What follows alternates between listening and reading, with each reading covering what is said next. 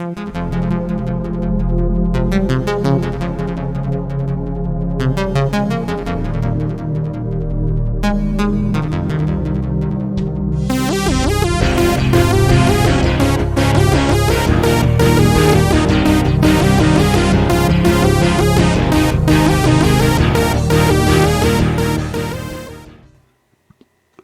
à toutes et à tous, j'espère que vous allez toutes et tous très très bien, que vous avez passé une excellente semaine pour ceux qui suivent depuis le début de notre série Souvenirs d'une autre et belle époque.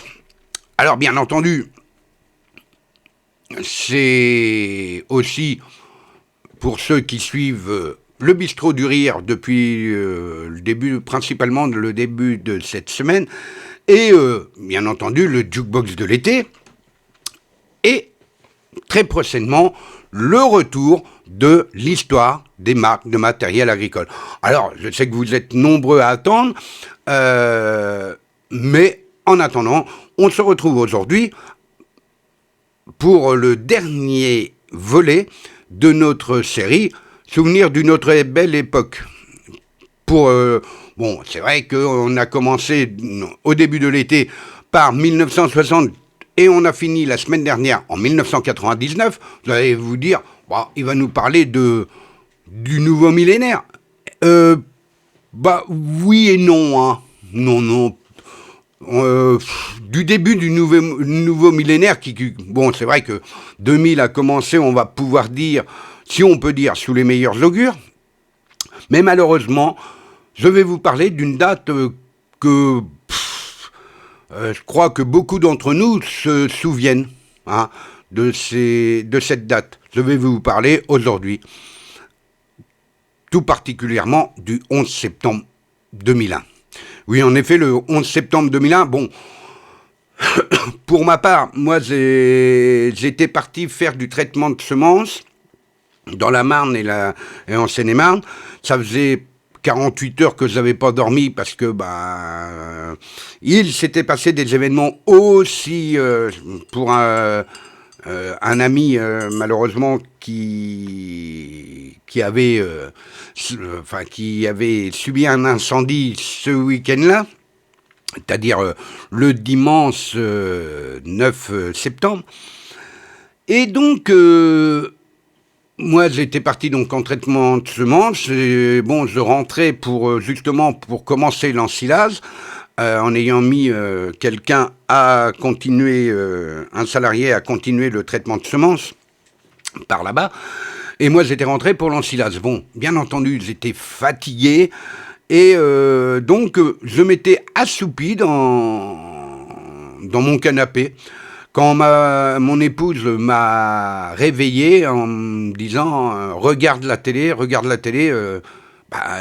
c'est vrai que j'étais abasourdi par ces images que je voyais. C'est vrai que bon, au départ, rien ne prévoyait la suite des événements, parce que bon, un avion dans les tours jumelles, ça pouvait paraître un accident. Mais après, on a su que ce n'était pas un accident. Et aujourd'hui, je vais reprendre la chronologie de ce jour. Cette chronologie des attentats du 11 septembre de 2001, je vais vous présenter l'ensemble des événements qui se sont déroulés ce jour-là.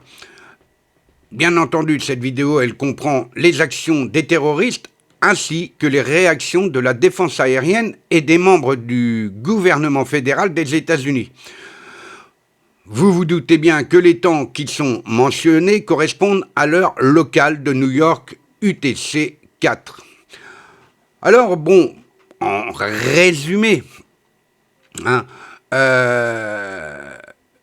8h46, le vol AA d'American, qui correspond à American Airlines 11, frappe la tour nord du World Trade Center à New York. 9h30, le vol UA d'United Airlines 175 frappe la tour sud du World Trade Center à New York. À 9h37, le vol d'American Airlines 77 s'écrase sur le Pentagone, à Arlington en Virginie. À 9h59, la tour sud du World Trade Center s'effondre. À 10h03, le vol United Airlines 93 s'écrase à côté de Shanksville, en Pennsylvanie. 10h28, la tour nord du World Trade Center s'effondre. 17h20, la tour numéro 7 du World Trade Center s'effondre. Et effectivement, les détournements débutent le 11 septembre 2001 à 8h14 avec le détournement du vol American Airlines 11 par 5 terroristes, dont Mohamed Atta. Au total, 4 avions de ligne sont détournés par 19 terroristes dans l'objectif de s'écraser contre les bâtiments hautement symboliques des États-Unis. Seul un des avions détournés n'atteindra pas sa cible. Excusez-moi. Les vols American Airlines 11 et United Airlines 175 frappent les Twin Towers, tour principale du complexe d'immeubles d'affaires du World Trade Center, situé sur l'île de Manhattan à New York, dans l'État de New York, à 8h46 et à 9h30. Provoquant leur effondrement ainsi que la destruction d'un troisième bâtiment du complexe, la tour numéro 7, quelques heures plus tard. Les tours jumelles culminaient à 417 mètres pour l'une et 415 mètres pour l'autre, et comprenaient chacune 110 étages et environ 50 000 personnes qui y travaillaient. Elle accueillait plus de 40 000 visiteurs chaque jour. Le matin des attentats, 17 400 personnes se trouvaient dans les tours. Le vol American Airlines 77 frappe le Pentagone dans le comté d'Arlington en Virginie. À 9h37, le Pentagone est le bâtiment du quartier général du département de la défense des États-Unis. Environ 26 000 militaires et civils y travaillent. Le département de la défense est chargé de la coordination de l'ensemble des forces armées des États-Unis. Le vol United Airlines 93, détourné par 4 terroristes, s'écrase à 10h30 près de Pittsburgh, en Pennsylvanie. Après l'intervention des passagers pour empêcher les pirates de l'air d'atteindre leur but, ils se dirigeaient vers la capitale fédérale Washington, D.C., où se trouvent de nombreux bâtiments fédéraux, dont la Maison-Blanche, résidence officielle et bureau du président des États-Unis, et le Capitole, siège du pouvoir législatif, encore une fois, avec la Chambre des représentants et le Sénat. Les interrogatoires plutôt, parce qu'on passera aux interrogations un petit peu plus tard, de Khalid Sheikh Mohammed, alors bon, des noms à couper au couteau, ont amené les autorités américaines à affirmer que la cible était ce dernier bâtiment. Alors nous allons passer à la chronologie. Alors oui, en effet, on va commencer la chronologie, mais voilà, cette journée qui se présentait sous les meilleurs augures, beaucoup d'Américains partaient pour rejoindre leur travail donc dans les tours jumelles ou bien entendu dans d'autres administrations ou même entreprises. Rien ne pouvait présager de ce qui allait se dérouler. En effet, les faits ont commencé vers entre 6h et 7h du matin. En effet, à 6h du matin, Mohamed Atta voyage avec la compagnie Colgan Air de l'aéroport international de Portland, dans le Maine, jusqu'à l'aéroport international de Boston-Logan, à Boston, dans le Massachusetts, aux côtés de Abdulaziz Al-Omari. À 6h45, Atta et Al-Omari arrivent à l'aéroport international de Boston-Logan. À 6h52, Marwan Al-Sei appelle Atta depuis un autre terminal de l'aéroport pour lui confirmer que tout est en place pour les attentats. On arrive entre 7h et 8h. À 7h35, Atta et Alomari montent à bord du vol American Airlines 11, un Boeing 767. 7h40, les autres pirates de l'air prennent place dans le même avion. À 7h45, l'avion du vol 11 American Airlines est annoncé aux portes B32 de l'aéroport international de Boston-Logan. 7h50, Annie Endure et 4 autres terroristes embarquent à bord du vol 77. 7h58, soit 8 minutes plus tard, le vol 175 d'United Airlines est annoncé aux portes C19 de l'aéroport international de Boston-Logan. 7h59, le vol 11 d'American Airlines, transportant 81 passagers et 11 membres d'équipage, décolle avec 14 minutes de retard de l'aéroport international de Boston-Logan à destination de Los Angeles, en Californie. 5 terroristes sont à bord. De 8h à 9h, pour continuer la chronologie, à 8h01, le vol 93 d'United Airlines, c'est-à-dire 93 UA, est annoncé aux portes A17 de l'aéroport international de Newark. À 8h09, le vol 77 est annoncé en porte D26 à l'aéroport international de Dulles. À 8h13, le vol 11 passe sa dernière communication avec la Federal Aviation Administration, centre de contrôle de Boston.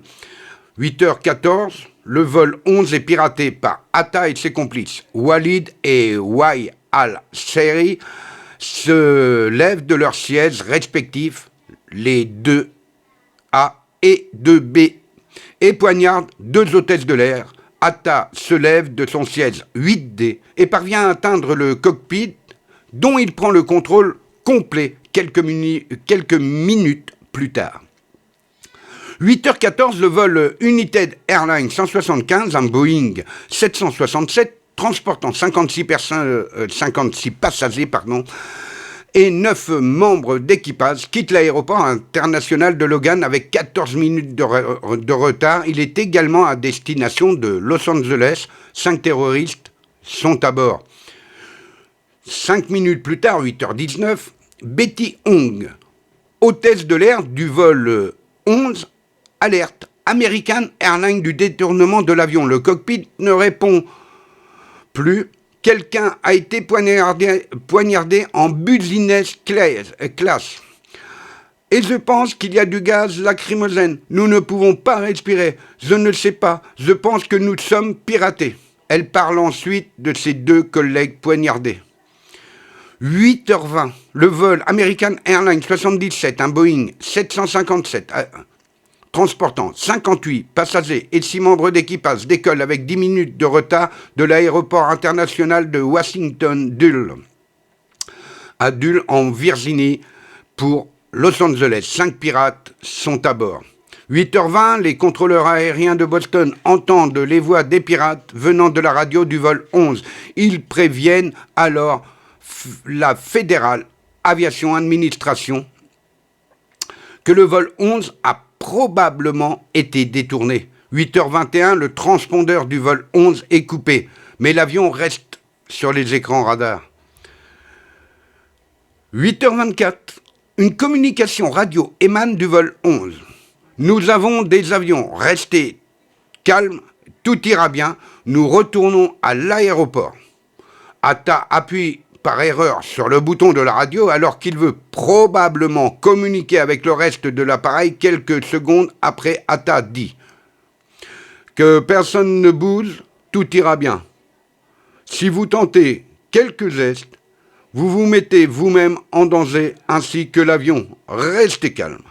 Les contrôleurs aériens entendent la communication. 8h25, les contrôleurs aériens du FAA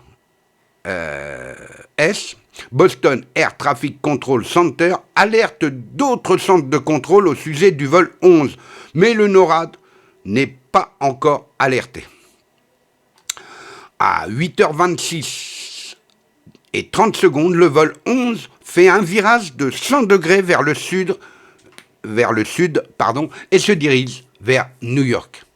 8h28, le Boston Center appelle le Air Traffic Control System Command Center à Herndon, en Virginie, et le prévient que le vol 11 est probablement détourné.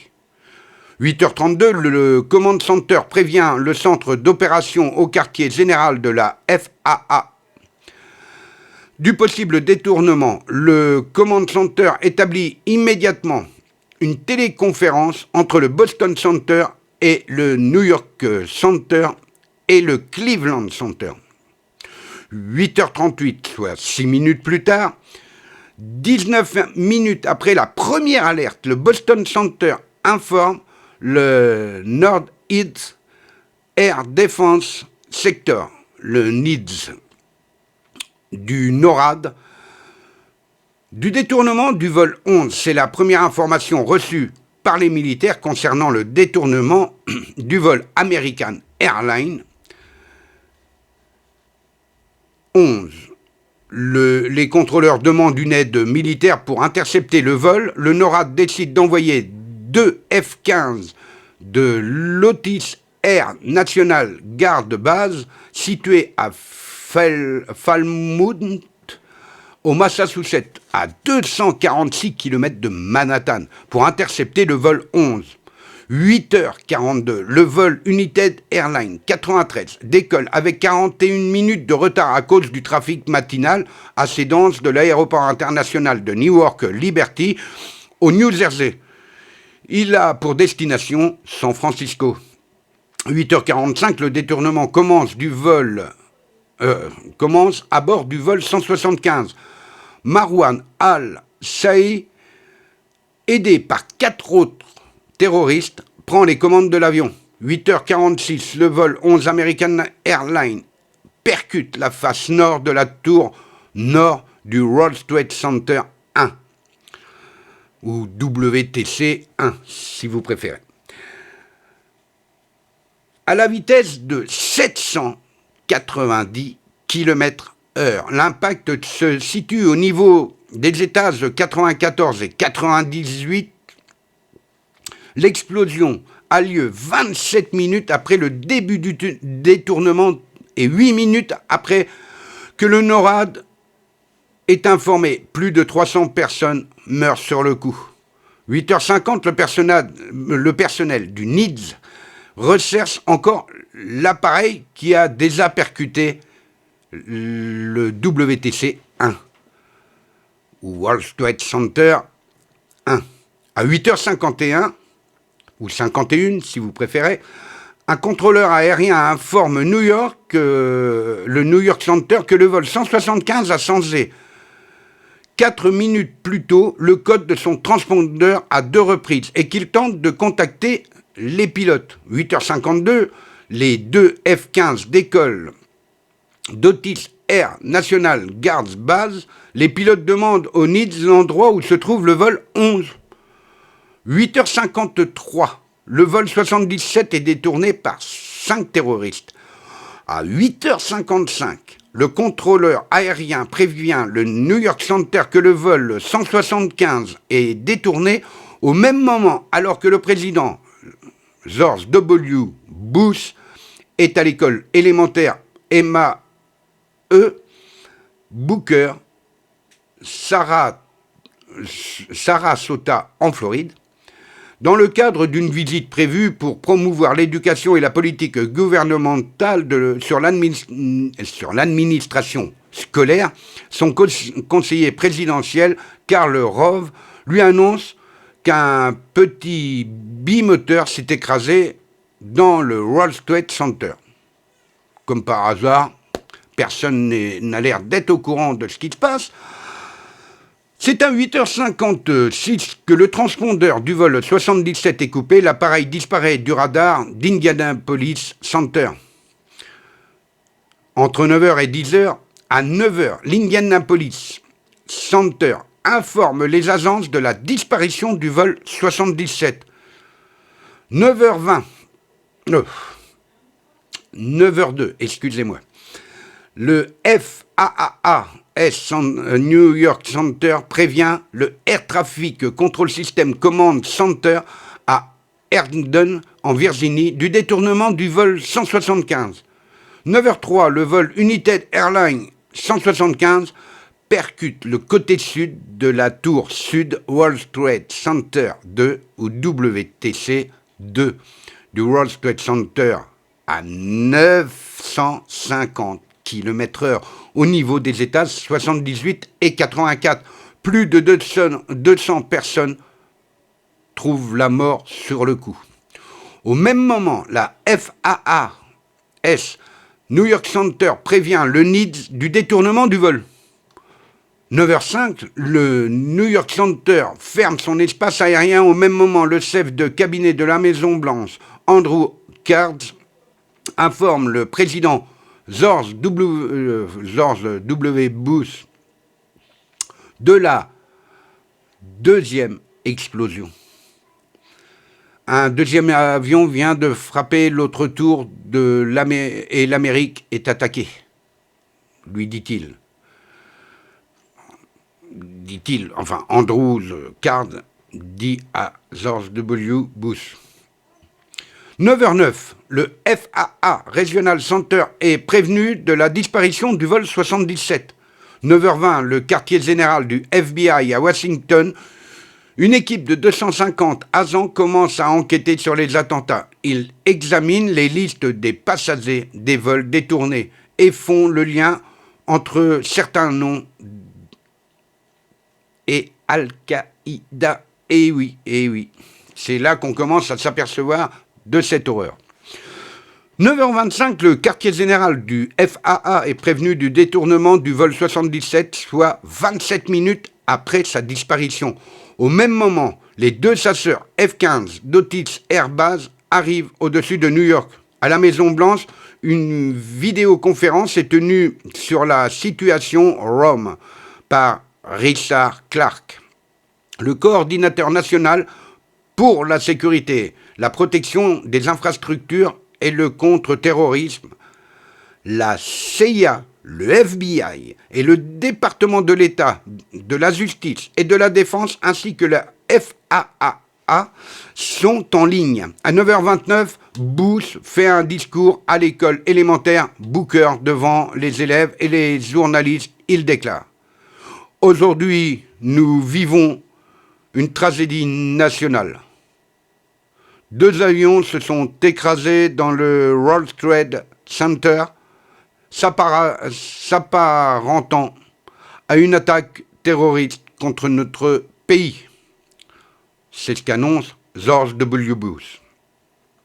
9h30, le vol 93 est détourné et sort de sa route. Au même moment, l'Empire State Building, le Chrysler Building, le Rockefeller Center et le Metropolitan Museum of Art sont fermés. 2 F-16 décollent de Langley Air Force Base en Virginie.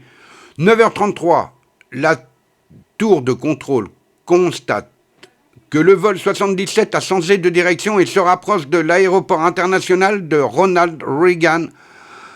1 minute plus tard, la FAA prévient le NIDS que le vol 77 a disparu, soit 34 minutes après sa disparition. Au même moment, le FAA Headquarters est informé du détournement du vol 93. 9h35. Le vol 77 change de nouveau de direction et se rapproche du district de Columbia. Les services secrets ordonnent l'évacuation immédiate du vice-président des États-Unis, Dick Cheney, à la Maison-Blanche. Les agents l'emmènent dans le bunker du centre opérationnel d'urgence présidentielle de la Maison-Blanche.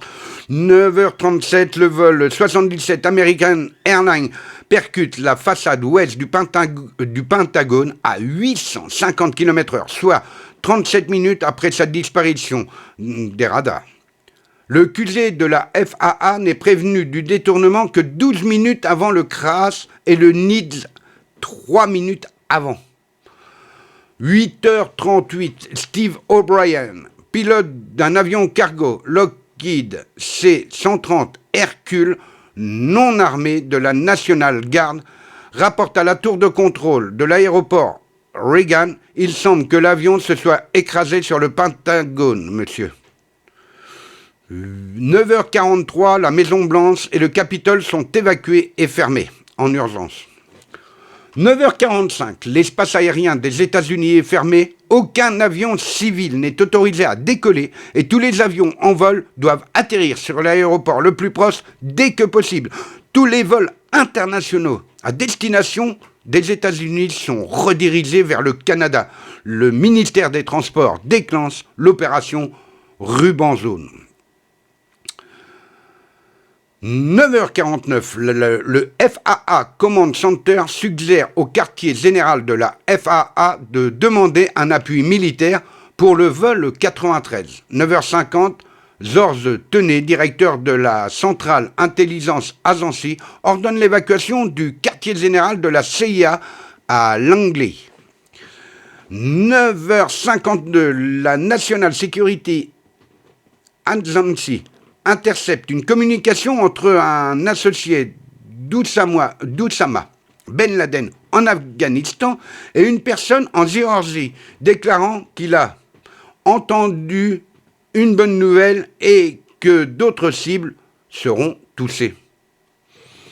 9h54, Air Force One décolle de l'aéroport international de Sarasota Bradenton avec le président Bush à son bord. L'avion atteint l'altitude de croisière et fait des cercles pendant environ 40 minutes. Le temps de trouver sa destination, Richard Clark, coordinateur national pour la sécurité, la protection des infrastructures et le contrôle terrorisme, active le programme de continuité du gouvernement et ordonne l'évacuation des membres clés du gouvernement vers des sites sécurisés.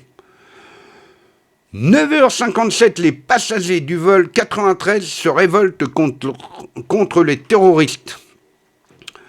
9h59, la tour sud du WTC-2, c'est-à-dire du World Trade Center 2, s'effondre 55 minutes après l'impact du vol 175. Plusieurs équipes de pompiers ainsi que des personnes bloquées aux étages supérieurs sont tuées. Les bâtiments 4 du World Trade Center et Marriott World Trade Center, WTC3, sont partiellement détruits par l'effondrement de la tour sud.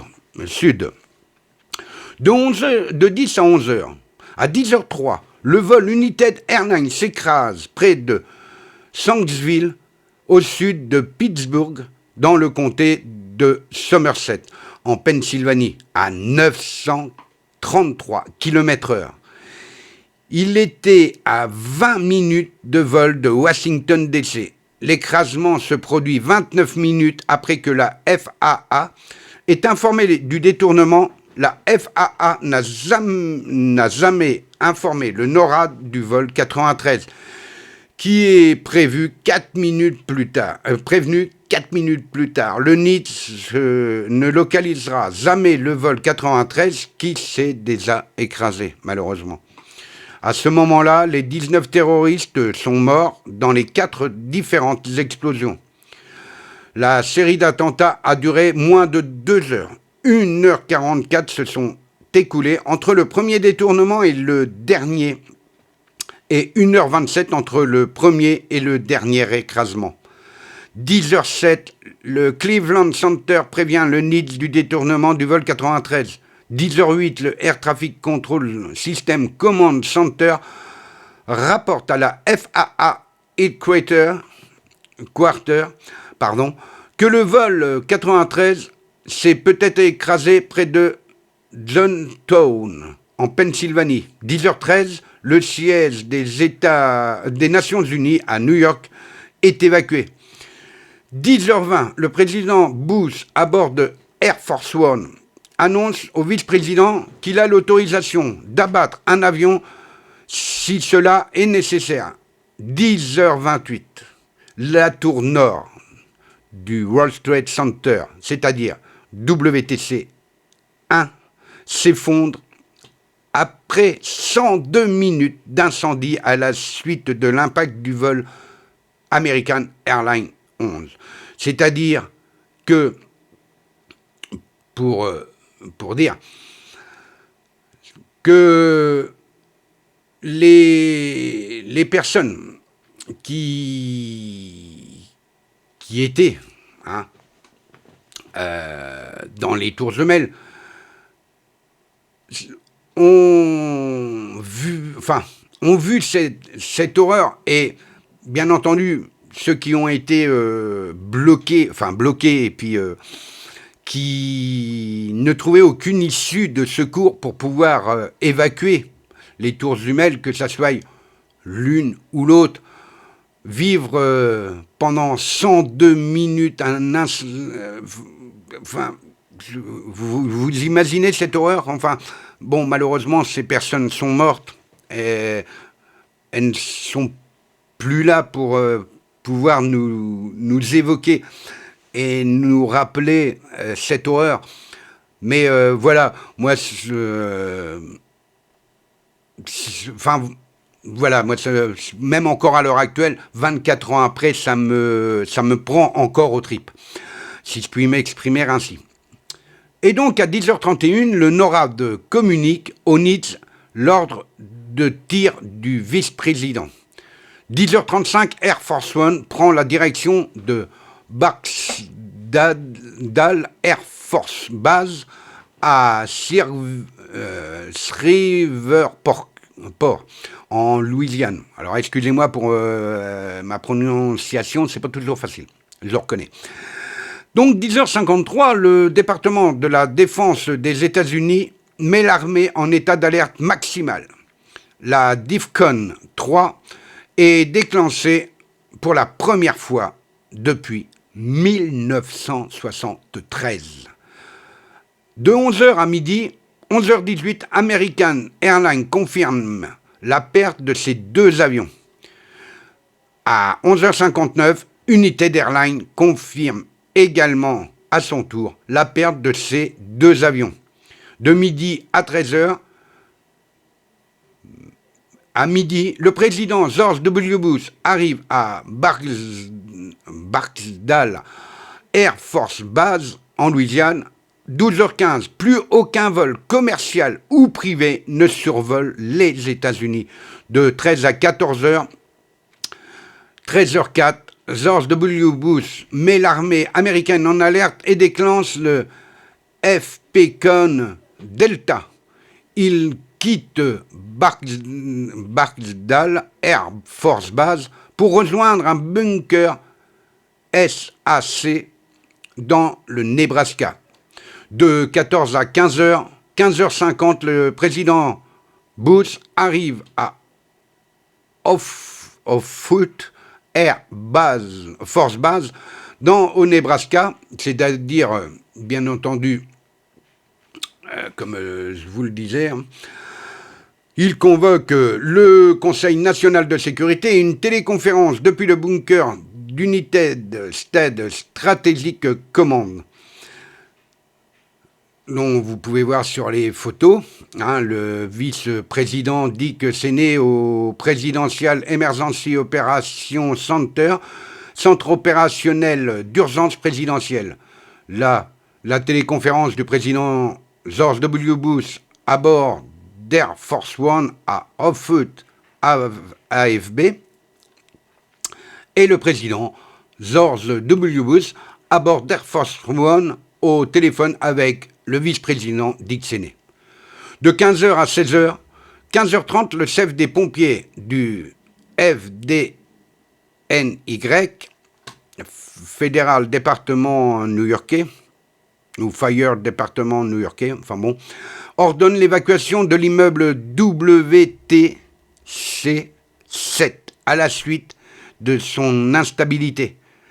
De 16h à 17h, à 16h20, le président Bush quitte Offutt Air Force Base à bord d'Air Force One pour retourner à Washington, D.C.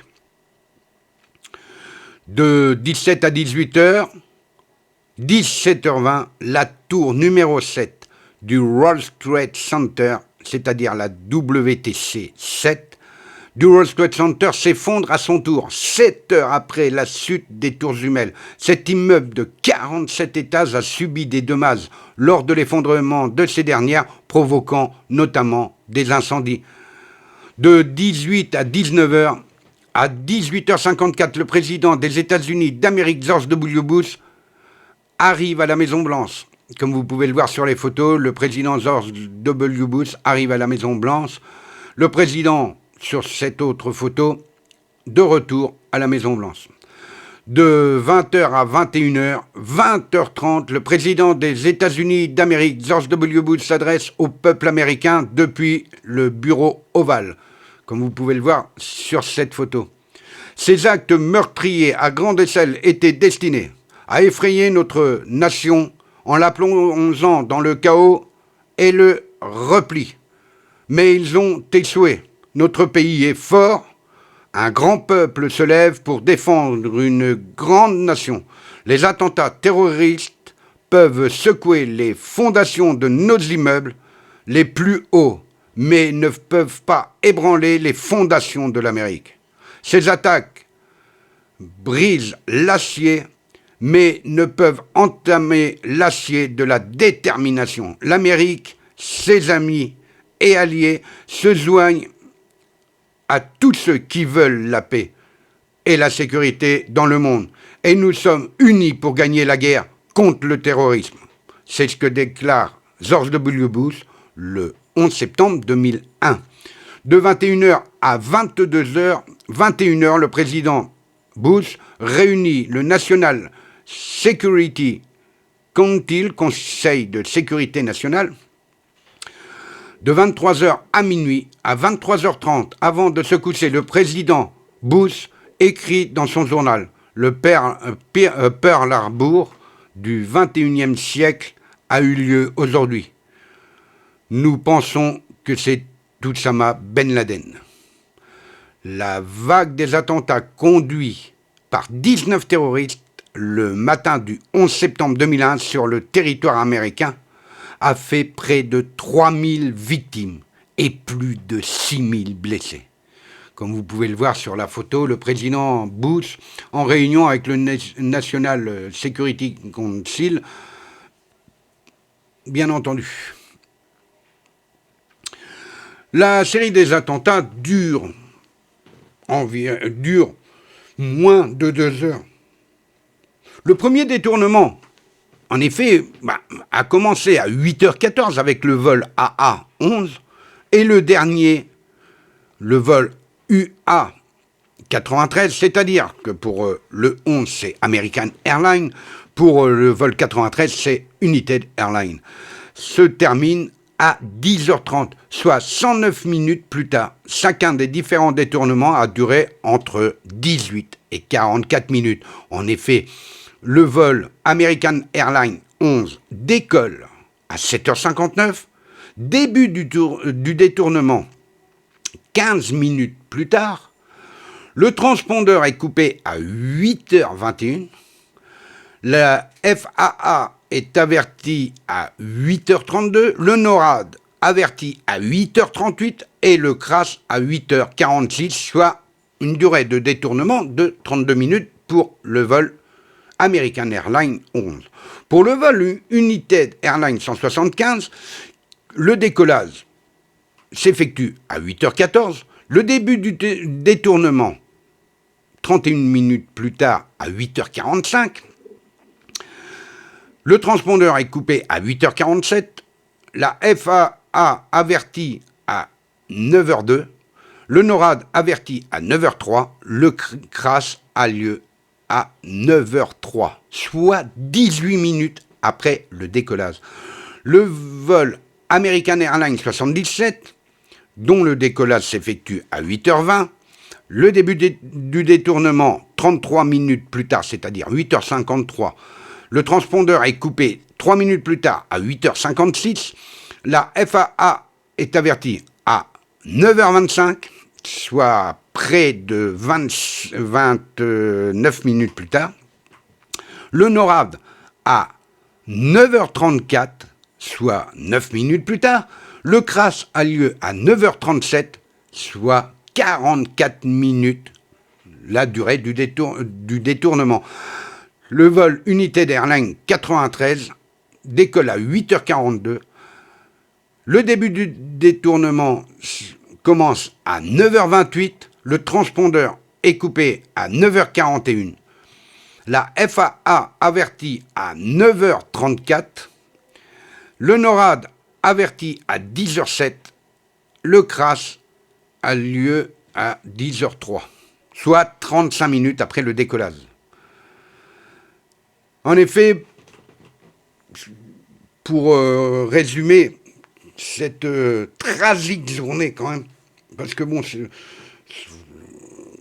cette journée qui a ébranlé le monde aussi bien économiquement, parce que Oussama Ben Laden connaissait un peu tous les rouages de l'administration américaine quelque part, et savait qu'en s'attaquant au World Trade Center, c'est toute l'économie mondiale qui était mise en péril, qui était mise en jeu. Et sans faire de politique, bien entendu. Bon, je ne suis pas le meilleur des analystes, parce que y a des gens, c'est leur... bien sûr, c'est leur métier, donc ils pourraient en parler mieux que moi. Mais là où que je trouve complètement ridicule, complètement absurde, complètement irrationnel, de voir on va dire la bêtise pour être poli, mais bon, vous voyez le mot que je veux employer, d'accord, petit point, humaine, parce que bon, qu'on veuille, qu'il ait voulu mettre à mal l'économie mondiale. Pourquoi pas ? Après tout, bon, vu qu'on vit dans un monde de capitalisme, bon, pourquoi pas ? Bon, chacun a le droit d'avoir ses idéologies, si on peut dire. Mais déjà, on va pas me dire le contraire, qu'en 2001, l'informatique était déjà bien avancée. Et je pense qu'avec les moyens de certains pirates informatiques, il y avait possibilité de mettre à mal l'économie mondiale sans faire de victimes humaines. Alors, bon, après, sans faire de politique ni de religion, qu'on soit de gauche, de droite, du centre, de devant, de derrière, de ce qu'on voudra, on s'en fout. Qu'on soit catholique, musulman, juif, n'importe quelle religion. D'ailleurs, bon, j'ai eu l'occasion de parler avec, bien entendu, des musulmans, mais tout le monde reconnaît qu'il n'y a qu'un Dieu. Bon, c'est ça qui est marrant. Si on peut dire comme ça. Et puis, franchement, aller tuer des êtres humains innocents pour une idéologie, qu'est-ce que ça lui a rapporté, cet imbécile, hein, bon. Certains vont me dire, oui, il faut respecter les morts. Bon, on peut respecter les morts, mais à partir du moment qu'une personne tue d'autres personnes volontairement, quelque part, pour le plaisir, pour une idéologie, vous n'allez pas me dire que c'est une personne qui est respectable. Hein, je suis sûr que, je ne sais pas s'il a des enfants, bref, on s'en fout, mais... Je suis sûr que quelqu'un aurait mis une claque à son fils ou à son frère ou je ne sais quoi, il aurait été capable de se mettre en colère et de le tuer, par exemple. Hein, donc, aller tuer des innocents, et puis, moi, ce qui me surprend, en plus de tout ça quand même, parce que bon, c'est marrant, je ne m'exprime pas peut-être de la meilleure façon, mais... j'ai toujours eu cette question qui me taraude encore à l'heure actuelle. Qu'on soit de n'importe quel parti politique ou de n'importe quelle religion, peu importe. Oussama Ben Laden a réussi quelque part à détourner quelque part des passages du Coran, ou enfin bon, pour arriver à endoctriner des personnes peut-être faibles d'esprit, ou, enfin, faibles d'esprit, non, mais quand même relativement assez intelligents pour savoir piloter un avion quand même, mais qui étaient, je veux dire, peut-être à ce moment-là, ont eu un lavage de cerveau par toute cette organisation Al-Qaïda qui, voilà, bon, d'ailleurs, bon, en France, on a eu d'autres attentats, bien entendu, et c'est, voilà, franchement, mais d'où on peut changer des paroles d'une religion pour aller tuer ces mêmes, alors, parce que bon, enfin, soi-disant, moi je n'y étais pas, bien entendu, mais Oussama Ben Laden a dit que c'était aussi pour tuer des mauvais musulmans. Ah ouais, alors pour tuer des mauvais musulmans qui étaient pas dignes d'être des musulmans, quoi. Enfin bon, peut-être, pourquoi pas. Ben alors, il a endoctriné des personnes qui étaient musulmanes ou non musulmanes, qu'il a converties aux enfin à sa religion, c'est-à-dire être musulman Al-Qaïda, quoi, parce que bon, détourner le Coran pour voilà, pour servir une cause terroriste, c'est pas mal quand même, faut quand même et en fait faire mourir des enfin, pour Ben Laden, des gens qui étaient réellement des musulmans pour lui, qui étaient bien, voilà, non mais faut quand même être, enfin, abruti. Faut être abruti. Moi, je ne dis pas paix à son âme à cette personne-là, parce que à partir du moment que vous vous rendez compte, une seule personne arrive à faire 3000 victimes en une journée. Une seule personne.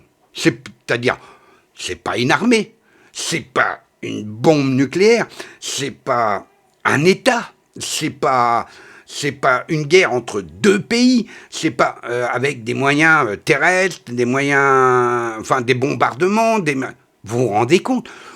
Une seule personne, c'est pas comme par exemple les États-Unis quand ils ont bombardé le Japon avec les bombes atomiques. Là, c'est tout un pays qui a mis qui a fait des recherches pendant des mois, des années, pour arriver et puis mettre fin à un conflit. Bon, je ne dis pas que c'était bien, loin de là. Mais alors là, vous vous rendez compte, une seule personne a mis à bas l'économie mondiale, et l'équilibre de sécurité mondiale. Parce que même encore à l'heure actuelle, on a beau me dire ce qu'on voudra. Bon, moi je ne vis pas en ayant peur de tout, parce que sinon, autant ne plus vivre. Malheureusement, le danger se trouve n'importe où. Je ne parle pas du danger terroriste, mais malheureusement, vous pouvez vous promener et puis, je sais pas moi, une branche d'un arbre tombe et puis vous mourrez. Voilà, bon, le danger est partout. Donc on ne peut pas vivre tout le temps sous la crainte. Mais il a réussi, ça fait 24 ans quand même, il a réussi toujours depuis 24 ans à faire vivre le monde. Dès qu'il y a un petit plaque, ça y est, on met tout en alerte. On met en place le plan Visipirate, et puis ils ont passé des meilleurs, bien entendu. Franchement, c'est tout. Enfin, quelque part, je ne vais pas aller dire que c'est intelligent, mais quelque part, le terrorisme est plus intelligent que tous les États, les chefs d'État qui puissent y avoir à l'heure actuelle dans le monde. Parce que pour la bonne et simple raison, c'est que même si on est au courant qu'il risque d'y avoir un attentat.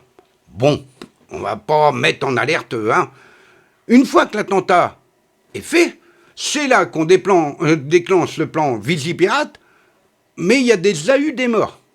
Bon, je pense que c'est comme si on vous dit vous risquez d'attraper la grippe, par exemple, faites-vous vacciner.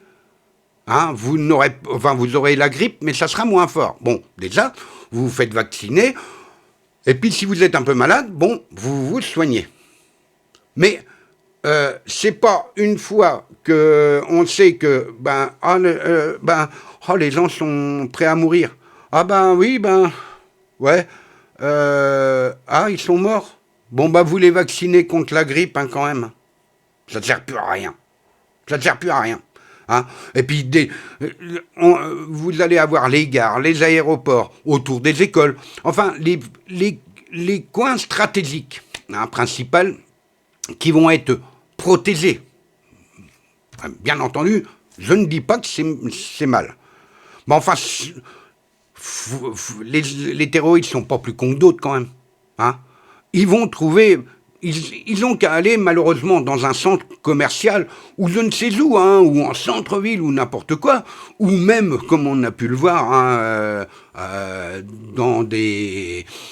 je veux dire... dans des centres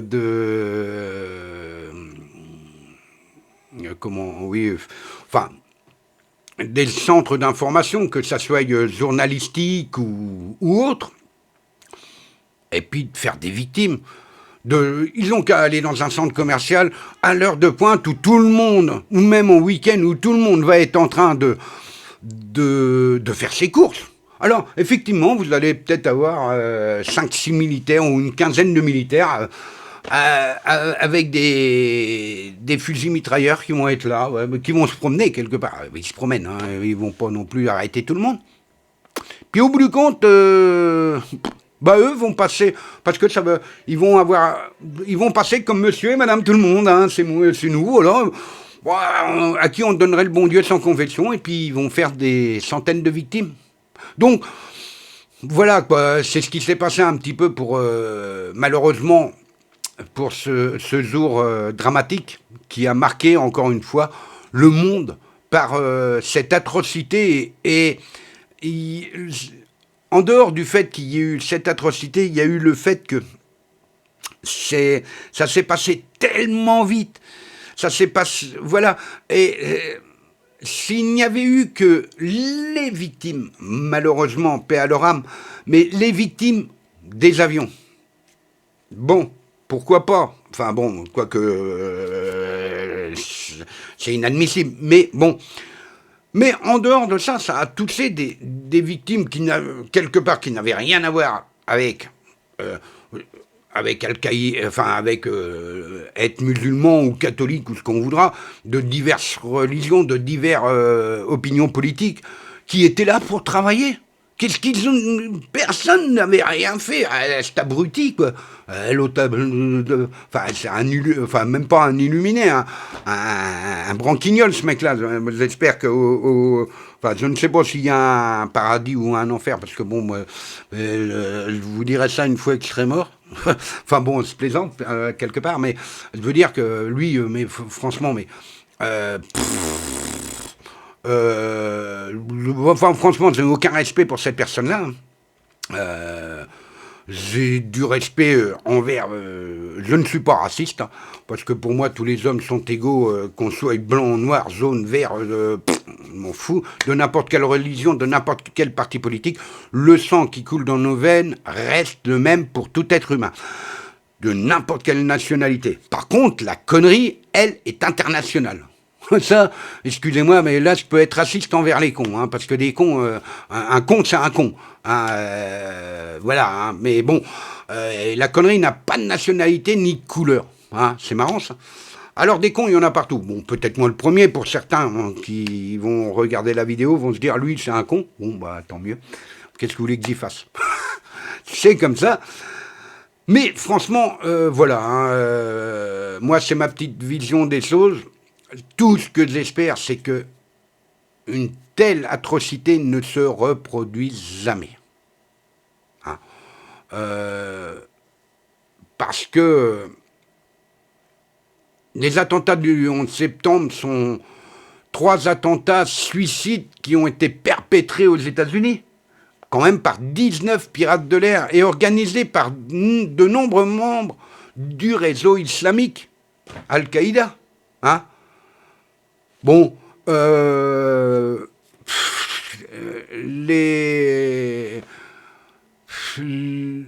but ainsi que les motivations des responsables des attentats, oui, ça a fait l'objet de nombreuses études en sciences politiques. Voilà. Alors on s'interroge sur la science politique. Mais sur la science humaine, pourquoi un être humain, qu'il soit de n'importe... Mais pourquoi, comment un être humain peut arriver à en arriver là? Les motivations de ces attaques ont été formulées de manière explicite à de nombreuses reprises par Oussama Ben Laden et ses complices. Parmi les principales sources, on trouve la fatwa d'Oussama Ben Laden, les vidéos d'Ayman al-Zawahiri, les différentes vidéos d'Oussama Ben Laden, ainsi que ses interviews. Les idées concernant les motivations des attentats sont principalement le soutien des États-Unis à Israël. Vous voyez, on revient toujours à des conflits franchement, si Israël avait eu quelque chose, vraiment... et aussi à la présence américaine en Arabie Saoudite et parfois l'implication de sanctions américaines contre l'Irak après la guerre du Golfe. Alors vous voyez, il a fait tout un amalgame de choses que, en fait, à lui tout seul, c'est moi qui décide de ce qui se passe en Israël, de ce qui se passe en Arabie Saoudite, de ce qui se passe en Irak. Il était qui, lui, pour dire ça, hein?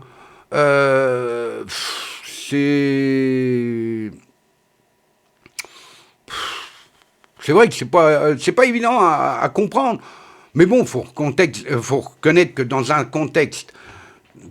C'est vrai que pendant les années 90, les États-Unis sont la cible de plusieurs attentats revendiqués par Al-Qaïda.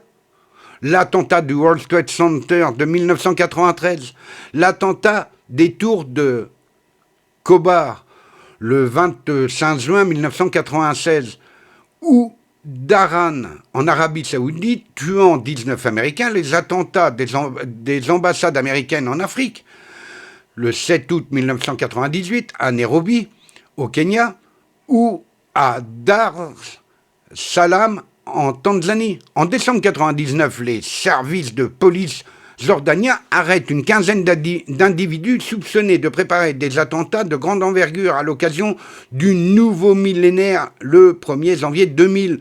Le réseau Al-Qaïda prévoit de vastes attentats. Plusieurs cibles à travers le monde sont visées, dont plusieurs sites en Jordanie, l'aéroport international de Los Angeles, ainsi que le destroyer américain USS The Sullivan au port d'Aden au Yémen. Le 12 octobre 2000, le destroyer USS Cole est finalement la cible d'un attentat par près d'Aden. L'attaque est revendiquée par Al-Qaïda. Le 6 août 2001, la note de la CIA intitulée Ben Laden déterminé à frapper les États-Unis informe le président George W. Bush d'une possible attaque de Ben Laden sur le sol américain. Après les frappes de missiles américains contre sa base en Afghanistan en 1998, Ben Laden a dit à ses partisans qu'il voulait exercer des représailles à Washington, selon un service censuré. Un membre du djihad islamique égyptien a dit au service, toujours censuré, au même moment que Ben Laden voulait profiter de l'accès que ce membre avait aux États-Unis pour planifier un attentat terroriste. C'est un mémorandum remis le 6 août 2001 au président George W. Bush. Le 9 septembre 2001, soit 2 jours avant les attentats du 11 septembre 2001, le commandant Ahmad Saad Massoud, alors à la tête de l'Alliance du Nord en luttant contre le régime des talibans depuis 1997, est tué dans un attentat suicide à Khawaja Baoudin, dans la province de Takar, oui, en Afghanistan, à plusieurs reprises. Il avait essayé d'attirer l'attention sur le danger représenté par Oussama Ben Laden et préparait même une confrontation avec l'appui des États-Unis contre les talibans et Al-Qaïda.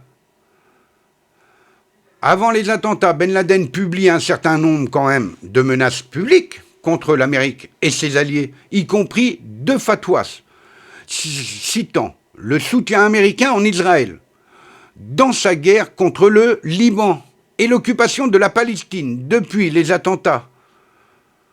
Oussama Ben Laden et Ayman al-Zawahiri publient une dizaine de vidéos concernant leur signification. Les événements qui m'ont marqué directement remontent à 1982 et des faits qui ont suivi lorsque l'Amérique a donné son feu vert à Israël pour envahir le Liban et que la 3e flotte américaine a aidé Israël dans les bombardements du Liban, ceci a causé de nombreux morts et blessés et a terrorisé et expulsé d'autres personnes. Derrière ces images et ces semblables est venu le 11 septembre comme réponse aux grandes injustices. Peut-on accuser de terrorisme un être humain qui se défend et qui punit son bourreau en usant des mêmes armes? C'est ce que déclare Oussama Ben Laden le 1er novembre 2004. Bon nombre de conclusions finales de la commission du 11 septembre concernant les motivations ont été soutenues. Richard A. Clarke, un expert en contre-terrorisme, explique que dans son livre de 2004,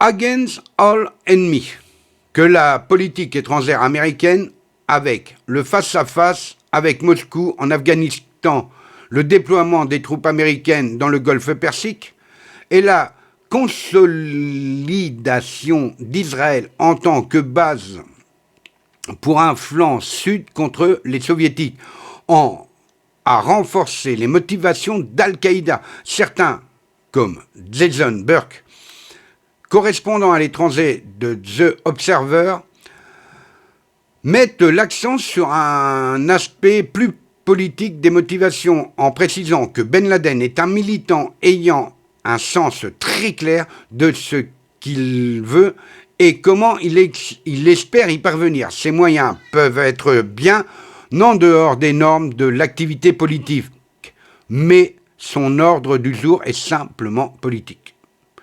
Et oui, voilà, bon, c'est pour essayer de pouvoir faire comprendre que rien, mais absolument rien, ne justifiait de la mort d'autant de personnes innocentes. Je veux dire, moi, si je mets une claque à mon voisin, bon, je n'ai pas envie de lui mettre une claque, mais bon, c'est un exemple, je mets une claque à mon voisin, et qui me dit rien. Bon, il me dit rien. Bon, je lui ai mis une claque, il me dit rien, il repart. Mais par contre, il voit un de mes enfants, il lui met un coup de poing. Là, il y a un truc qui n'est pas du tout compréhensible.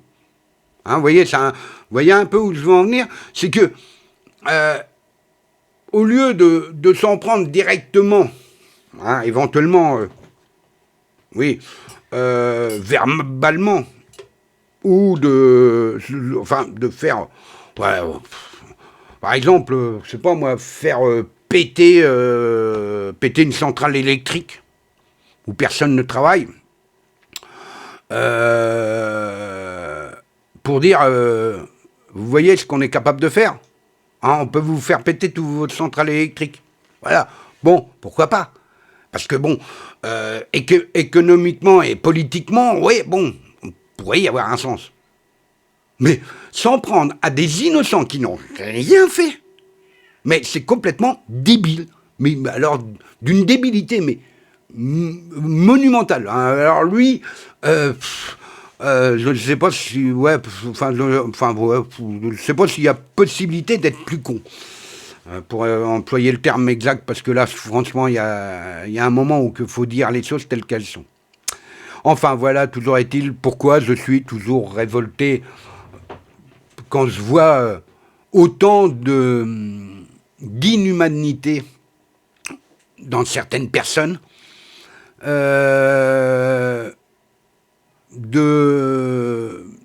d'intolérance, de bêtises,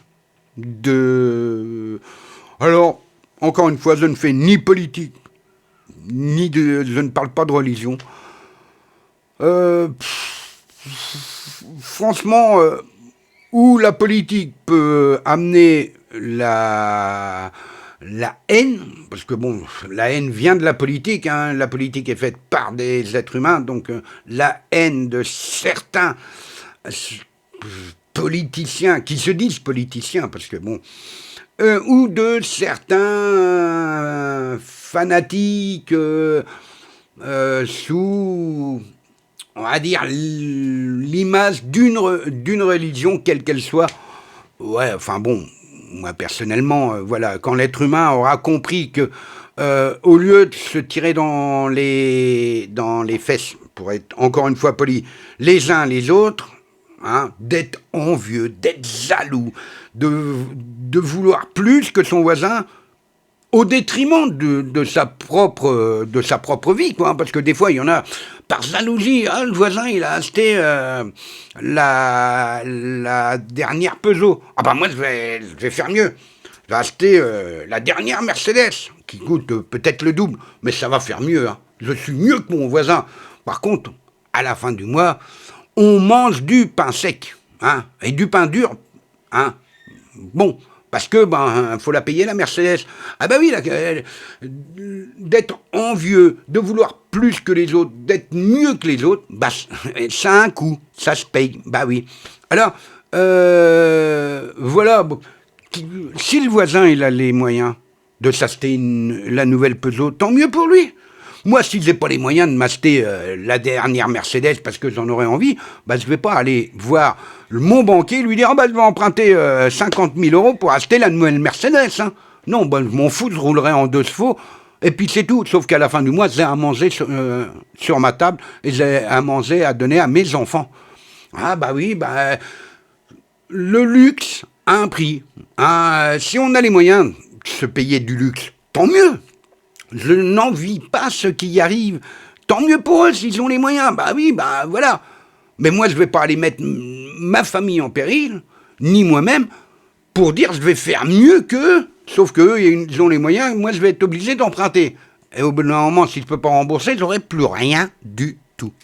Alors, on m'a toujours dit, vaut mieux en avoir un petit, c'est soi, qu'un grand, c'est les autres. Alors, c'est pour vous dire que on s'en fout on est tous sur la même terre. Donnons-nous la main les uns les autres et arrêtons de nous quereller pour un oui, pour un non. Dans le temps, le peuple n'était pas d'accord. Tout le monde était main dans la main pour aller manifester, pour aller dire son mécontentement. Alors effectivement, tout le monde peut dire son mécontentement, mais maintenant, plus personne ne veut le faire. Ou alors, si, on va faire comme Ben Laden. Hein. En fait, les gens vont manifester pour quoi faire? Pour aller détruire du mobilier urbain, pour aller détruire des radars qui coûtent la peau du cul. Hein. Mais qui paye les radars? Mais enfin, c'est là que j'ai du mal à comprendre l'être humain. On peut gueuler, on peut dire, on peut revendiquer nos opinions, nos idées. Mais enfin, c'est comme le mec, il va avoir...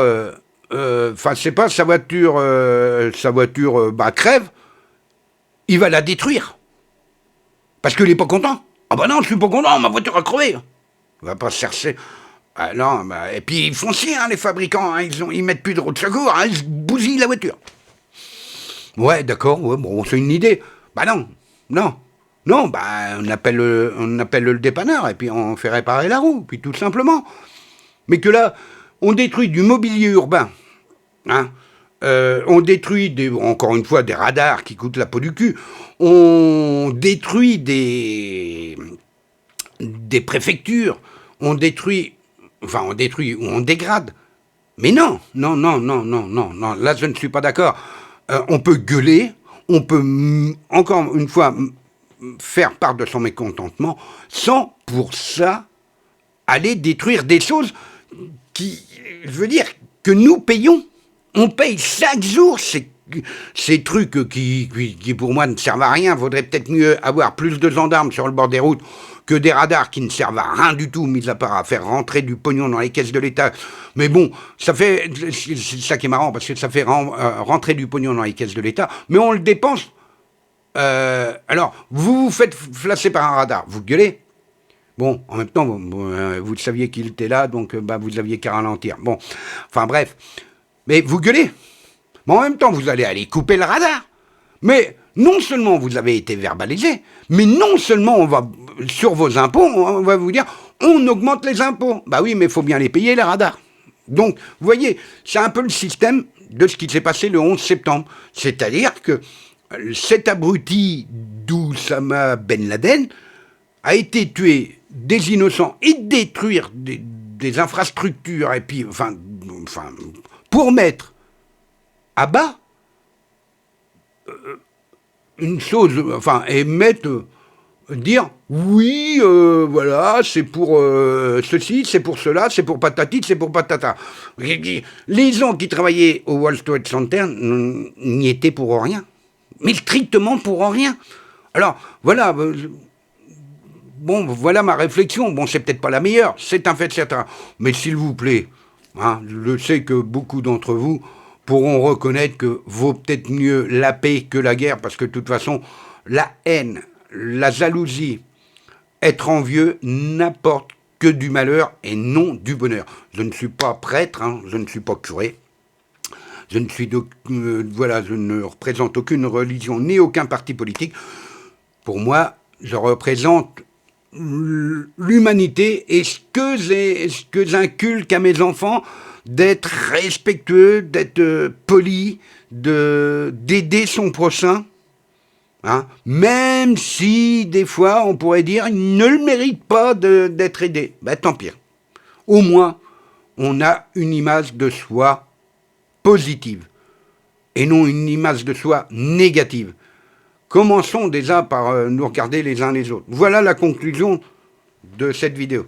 Je vous remercie, je vous souhaite une agréable journée, une agréable semaine, et bien entendu, on va se retrouver pour d'autres vidéos, bon bien, ne serait-ce que pour le bistrot du rire et le jukebox de l'été, et très prochainement, la reprise de l'histoire des marques de matériel agricole. Sur ce, les amis, je vous souhaite encore une fois une excellente journée et je vous dis soit à ce soir pour le jukebox de l'été ou à demain pour le bistrot du rire et le jukebox de l'été. Sur ce, bonne journée et bon week-end par avance si voilà. Tchuss, allez, bise.